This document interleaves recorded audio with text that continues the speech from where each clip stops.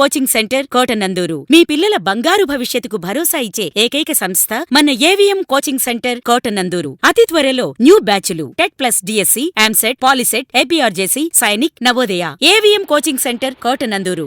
చదువుల తల్లి కొలువైన విద్యాలయంతో పాటు ఆ విద్యార్థి ఉండే నివాసం కూడా ఒక సరస్వతి నిలయమేనని తిరుమల విద్యా సంస్థల చైర్మన్ నున్న తిరుమలరావు అన్నారు. అనకాపల్లి జిల్లా పాయకరావుపేటలో జరిగిన తల్లిదండ్రుల అవగాహన సదస్సులో చైర్మన్ తిరుమలరావుతో పాటు డైరెక్టర్ సరోజిని తనదైన శైలిలో ప్రసంగించారు. విద్యార్థులను తల్లిదండ్రులు ఎలా పెంచాలి, వారిని ఉన్నత స్థాయికి తీసుకువెళ్లాలంటే తల్లిదండ్రులు ఏం చేయాలి అన్న విషయాలు వివరించిన చైర్మన్ తిరుమలరావు మాటలకు వేలాదిగా వచ్చిన తల్లిదండ్రులు చప్పట్లతో హర్షాతిరేకాలు వ్యక్తం చేశారు. రాజమండ్రిలో ప్రారంభమైన తిరుమల, భీమవరం, విశాఖపట్నంతో పాటు పాయకరావుపేట ప్రాంతంలో సైతం క్యాంపస్ ప్రారంభించడం జరిగిందన్నారు. అయితే గోదావరి జిల్లాల విద్యార్థుల కన్నా ఉత్తరాంధ్ర విద్యార్థులు చదువుల్లో మెలికలు తెలుసుకుని ఉన్నారంటూ ప్రశంసించారు. వారిని కాస్త పదును పెడితే ఉన్నత శిఖరాలకు ఎదుగుతారు అంటూ పేర్కొన్నారు. రాజమండ్రి క్యాంపస్ ప్రిన్సిపల్ శ్రీహరితో పాటు పలువురు ఈ కార్యక్రమంలో పాల్గొన్నారు. అందరికీ నమస్కారం అండి. ఈరోజు పాయకరావుపేట తిరుమల ఎడ్యుకేషన్ ఇన్స్టిట్యూట్స్ క్యాంపస్లో 5వ తరగతి నుంచి 10వ తరగతి వరకు చదువుతున్నటువంటి విద్యార్థులు అలాగే వారి తల్లిదండ్రులకి వాళ్ళు భవిష్యత్తులో ఫేస్ అయిపోయేటువంటి JEE mains, JEE advanced, NEET ఎగ్జామ్స్కి సంబంధించి అలాగే దానికి సంబంధించినటువంటి ఐఐటి ఫౌండేషన్కి సంబంధించి ఒక సదస్సు, అవగాహన సదస్సు ఏర్పాటు చేయడం జరిగింది. దీనికి సుమారుగా 4,000 మంది విద్యార్థులు, తల్లిదండ్రులు కూడా హాజరయ్యారు. మాకు చాలా సంతోషం.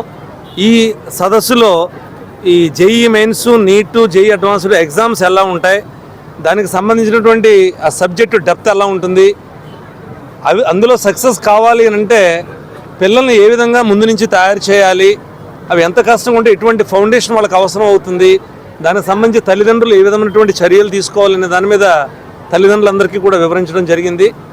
సో ఈ కార్యక్రమంలో ఈ పిల్లల యొక్క బిహేవియర్ గురించి, వాళ్ళు క్రమశిక్షణతోటి ఇంటి దగ్గర చక్కగా పెరిగినట్లయితే, అన్ని పనులు పంచుకుంటూ తల్లిదండ్రులతోటి బాధ్యతాయుతంగా పెరిగినట్లయితే అదే చదువులో కూడా కనిపిస్తుంది అనేటువంటి విషయాన్ని మన తల్లిదండ్రులకు తెలియజేయడం జరిగింది.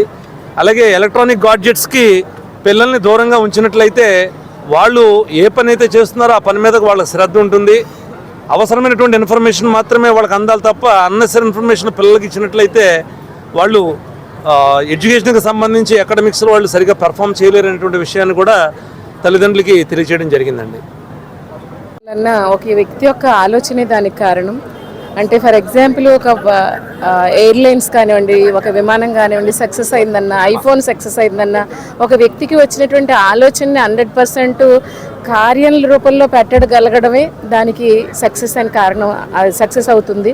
అలాగే విద్యాసంస్థలు, తిరుమల విద్యాసంస్థలు ఎక్కడ పెట్టినా సక్సెస్ అవ్వడానికి కారణం ఏమిటంటే ఆ విద్యాసంస్థలను నడిపేటటువంటి వ్యక్తులు, తిరుమలరావుతో సహా అందరూ కూడా అనుకున్నది కార్యరూపంలో పెట్టగలగటం. మేము ఇంత డిసిప్లిన్ ఇస్తాం పిల్లలకి, సంకల్పం అంటే ఏంటో చెప్తాము, డైవర్ట్ అవ్వకుండా ఎలా నడవాలో చెప్తాము, ఇవన్నీ చెప్తాము అని అనుకునే ప్రతి వాళ్ళు సంస్థలు పెడతారు. బట్ సంస్థ పెట్టిన తర్వాత దాన్ని కార్యరూపంలో పెట్టగలగడమే సక్సెస్ అండి.